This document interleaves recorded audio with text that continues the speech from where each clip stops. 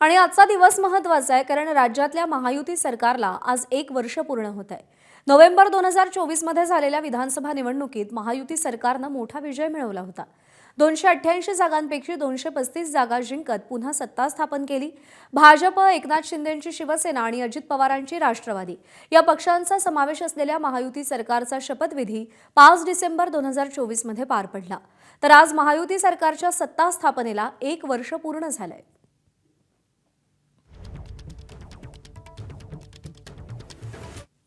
दरम्यान महायुती सरकारच्या वर्षपूर्तीवरती सांगलीतील सामान्य नागरिकांना काय वाटतंय हे आम्ही जाणून घेतलंय, पाहूया। या पाठीमागच्या 2.5 वर्षाच्या पूर्वीचा काळ आणि आताचा काळ पाहिला तर ह्या सरकारचं काम अतिशय चांगल्या प्रकारचं आहे की जे महाराष्ट्राची अस्मिता जागवणारे त्यांनी काही निर्णय घेतलेले आहेत किंवा चांगल्या प्रकारचं कार्य केलेलं आहे। त्यापैकी जे काम केलेलं आहे सारथीच्या माध्यमातून तरुणांना किमान कौशल्यावरती आधारित लघु उद्योगासाठी जो निधी दिलेला आहे तो चांगल्या प्रकारे दिलेला आहे। त्यामुळे अनेक युवकांना लघु उद्योग करण्यासाठी प्रेरणा आणि प्रोत्साहन देण्याचं कार्य त्यांनी केलं गेलेलं आहे।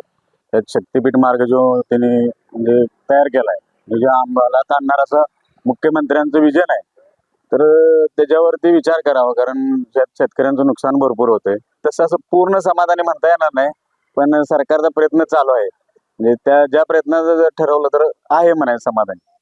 फक्त ही एक गोष्ट व्हावी, सरकारची काही कामं आवडलेली पण नाहीत। आता इतकी अतिवृष्टी झाली, पाऊस इतका भयंकर पडला, शेतकरी लोकांचे एवढे नुकसान झाले, पण सरकार शेतकरी लोकांना पैसे देतो म्हणते, कर्जमाफी करतो म्हणते, पण अजून काही केलेलं नाही। त्यामुळे शेतकरी लोक, बरेच लोक अडचणीत आहेत, त्यांच्यासाठी पण सरकारने काहीतरी केलं पाहिजे। वारकऱ्यांसाठी भरपूर निधी दिली आणि सुख सुविधा दोन्ही यांच्या दिलेल्या आहेत। आणि आता कलाकारांच्यासाठी कलाकार मानधन योजना म्हणून त्यांनी वाढवून दिली, ही चांगली 2 कामं केलेली आहेत।